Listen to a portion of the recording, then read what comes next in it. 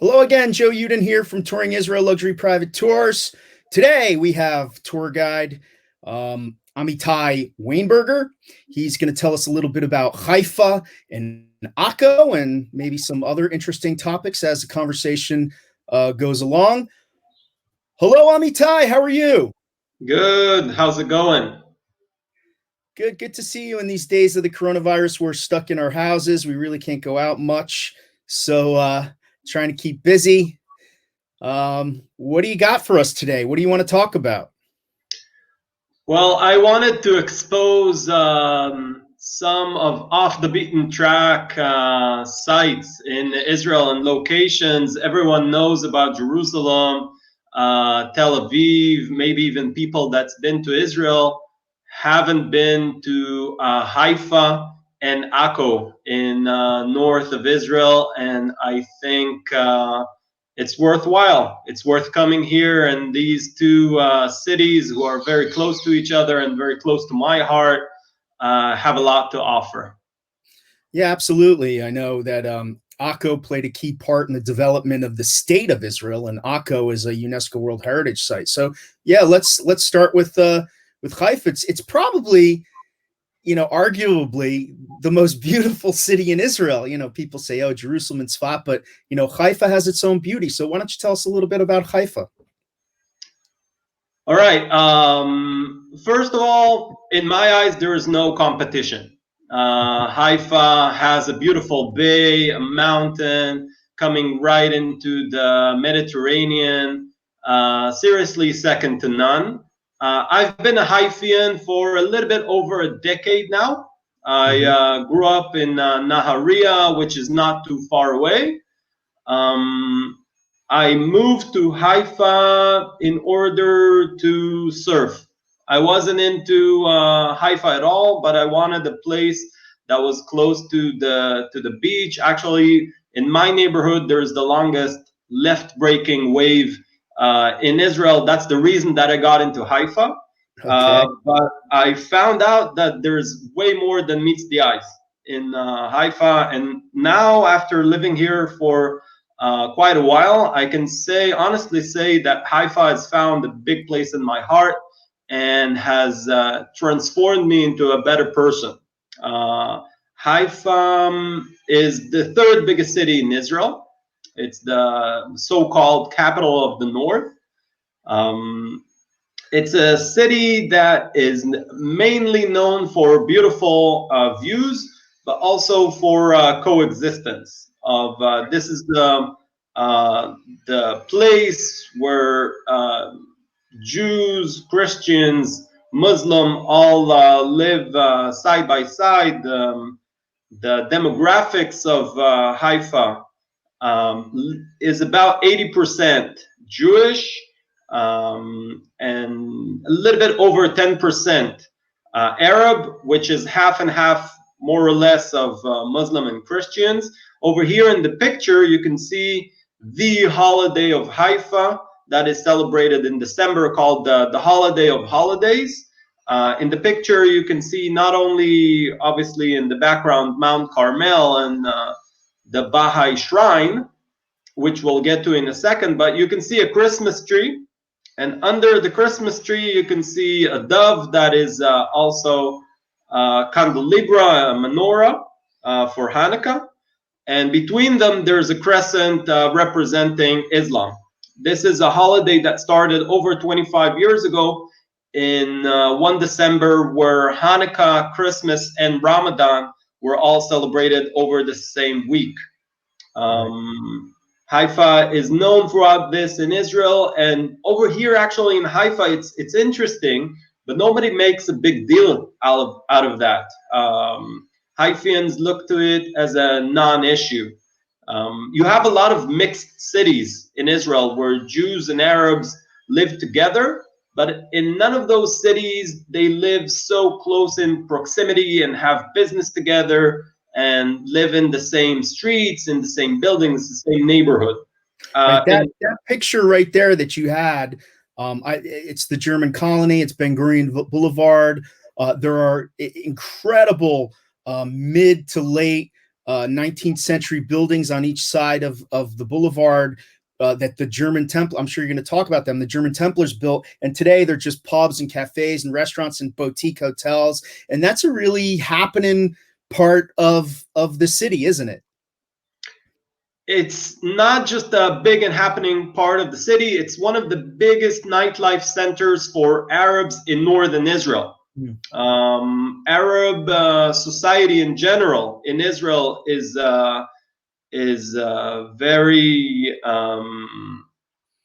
let's say, it's refraining from drinking alcohol. And if you wanna drink, most young people will come to Haifa. It's kind of like a known secret for that. So this is where you have your bars, your restaurant, your nightlife for Arab people in northern Israel. Northern Israel, just in general, is the only area in Israel that Arabs are a majority over the Jewish community. Haifa's kind of like the Vegas of Israel for the Arab population, which is about 20% of our population. What stays in Haifa, what happens in Haifa stays in Haifa in that community. One of my favorite restaurants in all of Israel is actually right in that picture on the right. It's called Fatouche, which is this incredible gourmet Arab style restaurant, but really top quality dishes of Palestinian ethnic and Syrian ethnic and Lebanese. Actually, it's a combination of the three. Fair, and you can just sit outside along that boulevard and check out the Baha'i Gardens and watch the people go by. And then when you're done, smoke a hookah of just tabak and this mixture of honey and apples or other dried fruits, which is just delicious. But maybe with the coronavirus, that those days are over. But anyway, not over, just postponed. I actually had a guy that I took there, and he took a bunch of photos of that patio you were talking about, and he redesigned his patio to mimic the style of Fatouche's place. The atmosphere is seriously second to none. It's a very relaxed, and you have at the entrance to Fatouche restaurant a big sign saying all races, all sexes, all colors, all people are safe and welcome here. It's a very Haifian vibe there, for sure. What you see now in the picture, that's downtown Haifa. That's a big mural, big graffiti of a Haifa crew called the Broken Fingers. What it represents, it's very close to the Haifa Central train station, which was built by the British. And during the British Mandate, the whole Middle East looked different with less borders. And we're talking about 1917 to 1948. Yes, that's very true. And Haifa was perceived by the British as the most important part of the Middle East for their interests. This is where they've built their refineries. Even though Israel is very scarce in petrol, they've decided to build a refinery here. This is because they've seen the Middle East in a completely different scale than we do, the Israelis. They pumped the gas out of the Iraqi sand all the way to Haifa. Which isn't that far. Some 800 kilometers. Yeah, it's well, in Israeli terms, it's very, very far. But in any other terms, it's not that far, especially not in imperial standards.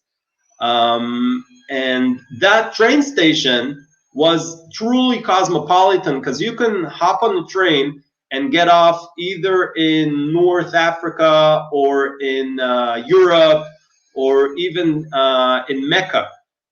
So this mural represents a longing of Haifians that one day this train station will reconnect the Middle East as it used to. There's beautiful calligraphy, Arab writing that is done into art on this mural. It's a collaboration of Jews and Muslim on this calligraphy, on this mural, sorry. And I really like to show this to to visitors, because it really captures the vibe of Haifa in many ways in just one wall.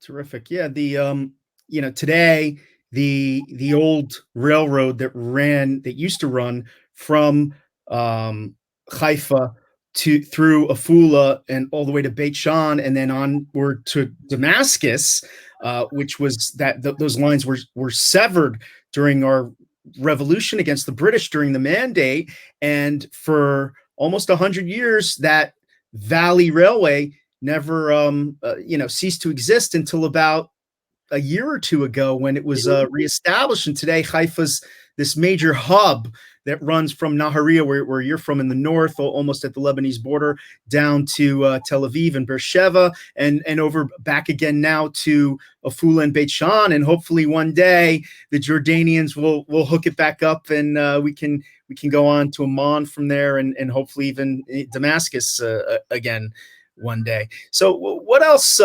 What else is unique about Haifa? I know Mount Carmel plays this key part in Jewish and evangelical Christian and also Catholicism religions. There we are from the top of Mount Carmel, overlooking Haifa Bay and across the bay at Akko.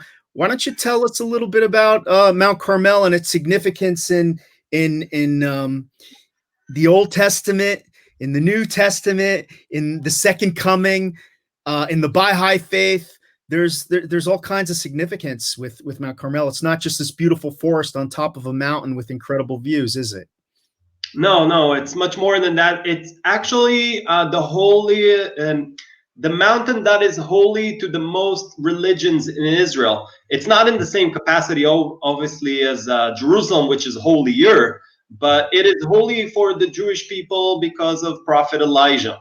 And this is the same prophet is making it holy for Christians and Muslim, which all see him as a true prophet, and also for the Druze religion, which is an indigenous religion to South Lebanon, South Syria, and North Israel. This is their southernmost spread in the world, Mount Carmel. And for the Baha'i religion, it is the second holiest place in the world after Akko. For the Jewish religion, Elijah is a pivotal person in the religion. He has transformed Judaism in many ways to the way we perceive it today. In his battle against the prophets of the Baal, he has made a sacrifice for God that was accepted here after their God, the Baal, the pagan God, did not accept their sacrifice. He went ahead and killed all of the Baal prophets. This granted him, the only person in the Bible that God ever said, listen, I think you are a little bit too extreme, and then kind of desolated him into the desert. Elijah, in the Christian eyes, is perceived as one of the first hermits, the first monk. Yes, exactly. Not necessarily a monk, but kind of like an idol not an idol, a person that the monks look up to. And the beginning of the Carmelite order. Even today, every place of the Carmelite sisterhood, they call their monastery Carmel, regardless of where it is in the world. It can be in Chile, and it can be in Japan. It doesn't matter. It's Carmel. It's one of the biggest organizations in the Catholic world, the Carmelite order.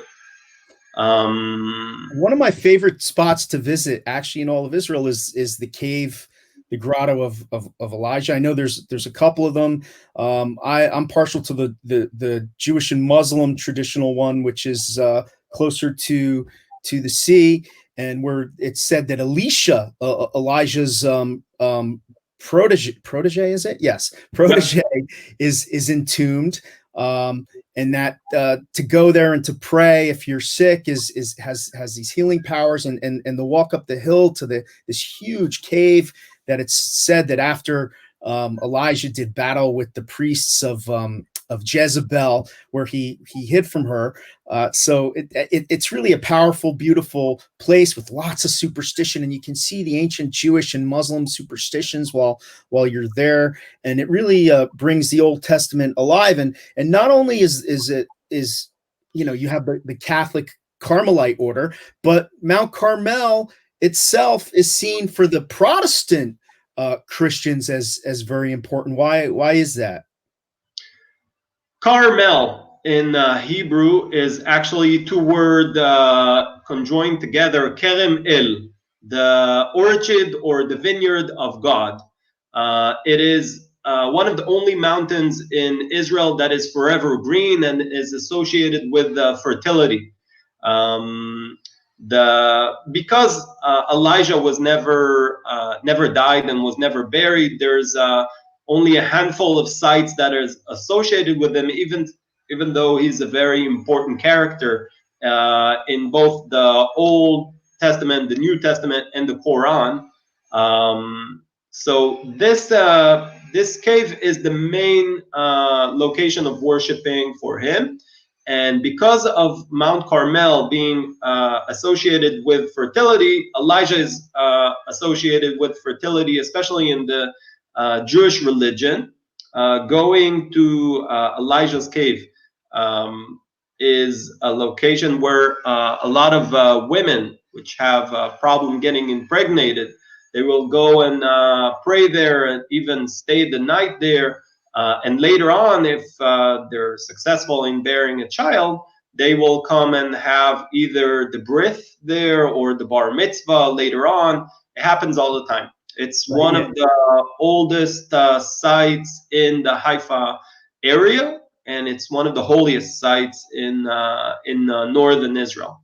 Over here, you can see Mount Carmel dropping straight into the Mediterranean. Right. So in the Jewish tradition, it's said that Elijah will announce the coming of the Messiah. There's even a synagogue in the Jewish quarter in Jerusalem where he'll use the shofar and the olive oil to anoint the Messiah.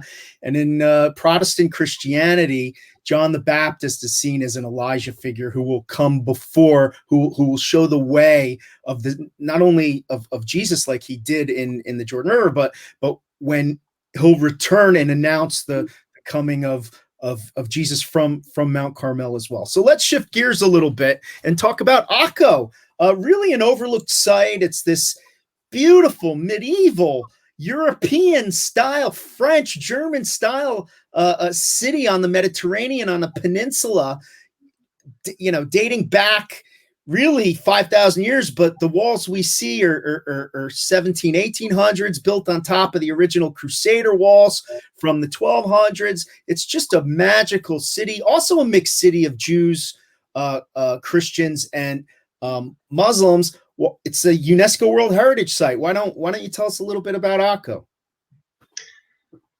Akko is the place where a part of my heart lives. Half of my family comes from Akko, and I can't speak enough about Akko. It's the only site in Israel that has been named a UNESCO site twice, both for the Baha'i religion having the holiest site in the world, the grave of the Baha'u'llah, and also for the old city itself being a unique place where a Crusader city from the 12th, 13th century still remains under the city to be excavated. The city that we see today is a Turkish city that was revived at the 18th century, but under it, this is unprecedented, the city itself wasn't destroyed. What happened here in 1291 is that the Mameluke, the Muslim forces, has beaten the Christian Crusaders' stronghold in in a battle that destroyed the Crusader kingdom forever. And the Mameluke were very fierce Muslim fighters that were excellent fighters on land, weren't so good on the sea. And the Crusaders were the other way around, which resulted with the Mamelukes destroying all of the coastline of Israel. All of the forts on the coastline were destroyed, not to the ground, but to the point where they were inhabitable. This includes Akko, Haifa, Atlit, Arsuf. Many of the all of the cities along the coast were destroyed in those battles. What we have today in Akko, and what I think is very unique in Akko, is that everywhere you excavate, you will find Crusader level. And in many places around Israel, when they excavate and you find something interesting, it's taken to a museum, to the archive. And in Akko, you can't take that away. You can't take architecture away from a site. What we're seeing here is a beautiful dining hall from the Crusaders' halls. This is early Gothic era, so still everything is built very, very massive. Right. I just want to interject one thing here. This is actually one of the earliest examples of Gothic architecture anywhere in the world. You'd expect to find the earliest Gothic architecture in France, which you do, but this is contemporary to those earliest part, and maybe even a little bit earlier. Some people say that the Islamic architecture heavily influenced the Frankish architects, and when they built in Akko, that's where the Gothic architecture was created. I know that's it's just a theory, and it's not a popular theory, but it's a very interesting one. Yes, definitely. In order to build the big, vast arches that you have in the Gothic era, ingenuity was needed, because before that you couldn't build such big atriums. You needed the pointy arch that you see here in the picture, and we know that this was developed earlier by the Muslim Arab architects, and after that you see that in Europe. So it is suggested that this idea, this practice was taken from the Holy Land by the returning Crusaders that came back from the Holy Land.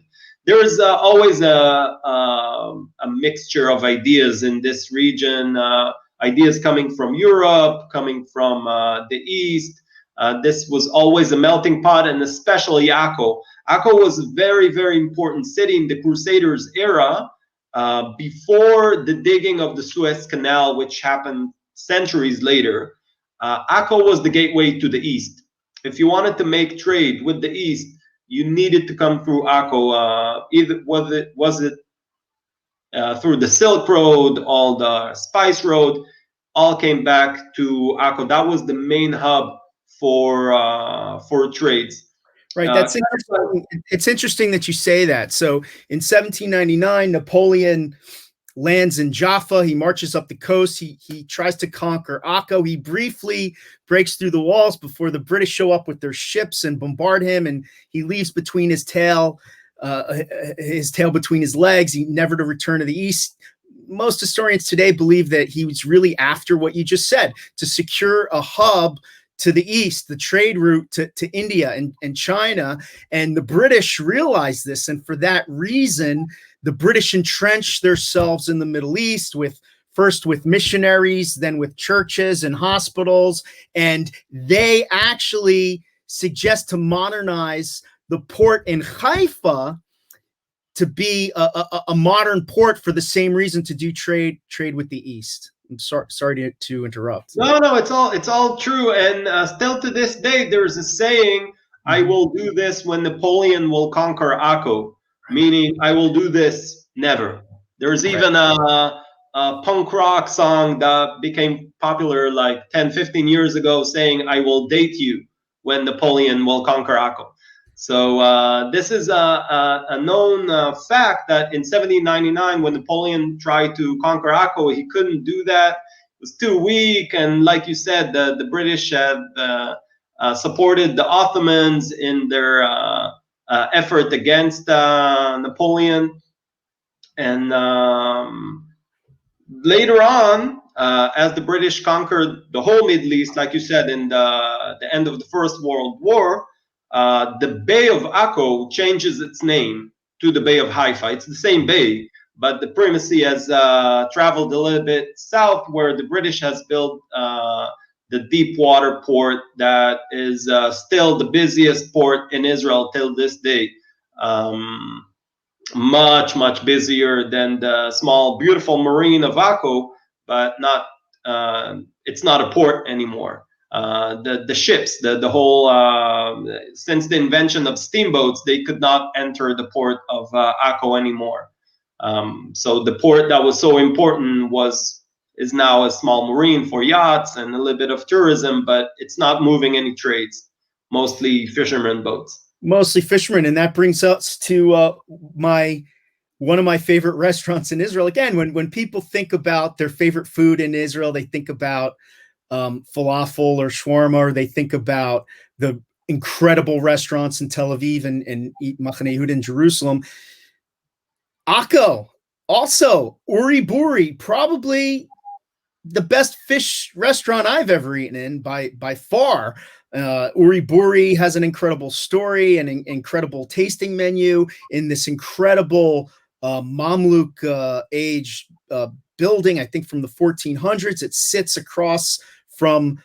sits on the walls overlooking the Mediterranean Sea and the Crusader port, one of the Crusader ports, right at the exit of the Templar tunnel. So you could be walking underground through Akko, checking out the Crusader ruins, this UNESCO World Heritage Site. You come out of the tunnel, you see the sea and the walls, and then before you go back to your hotel, you can go eat at Uri Buri's. And he's also built this beautiful hotel, the Effendi, nearby. Why don't you tell us a little bit about the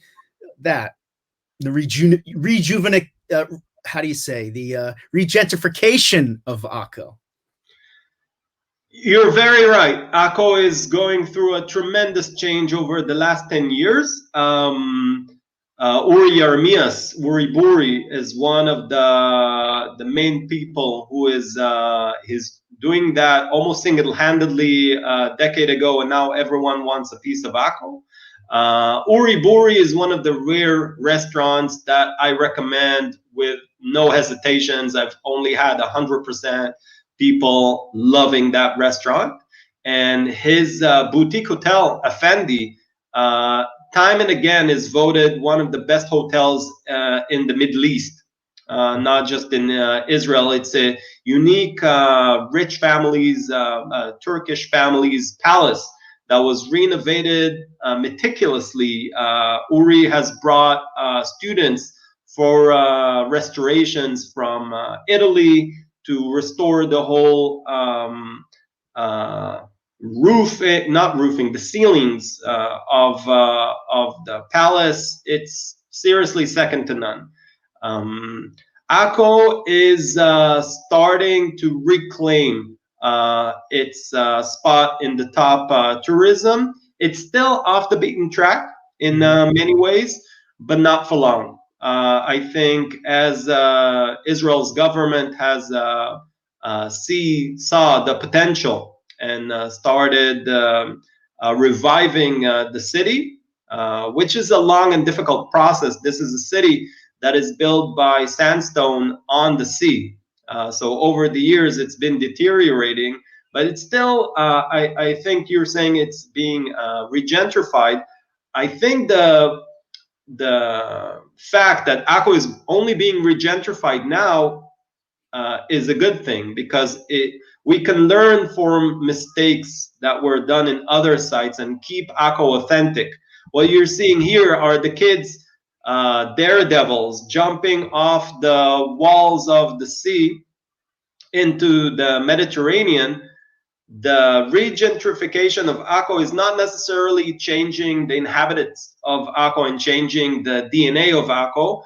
It's mainly changing Akko into tourism-oriented sites with more high-end hotels, more restaurants, more activities. The market yet that you see here is, I think, in my eyes, one of the most authentic markets in Israel. You will not find a single gift shop or souvenir shop in the market of Akko. It still serves mostly the people of the Galilee. Some people swear by the hummus that's in the market. Hummus Saeed. Saeed, yes, for sure. I always tell my visitors that if you want to start a debate with an Israeli, just say these words: I know the best hummus. You don't even have to say which hummus it is, but a lot of people say that Saeed is the best hummus. So for each his own. You still have fish stalls in the market of Akko, spices. Everything is super The fresh. spice shop in the main market is at the intersection when you're going to the Tunisian synagogue. Is just an amazing place, and I always love to stop there with our tourists. Well, Amittai, thank you so much for taking this time with us. Hopefully, when this Corona thing is over, we can have an inundation of tourists again, and you and I take them to our favorite spots in Haifa and Akko and the rest of Galilee, which is you live in Haifa. I live just southeast of Haifa in the Jezreel Valley, and definitely I love it up here just as much as you do. Shout out to Jonathan Rose, our tech guru, and Wendy Perrin, trusted travel expert for 2020. Thank you, Jono. There he is. Hello. And we will see you again soon. We're going to bring more of these to you as long as we can. Take care. Thanks, Amittai. Bye. Bye-bye.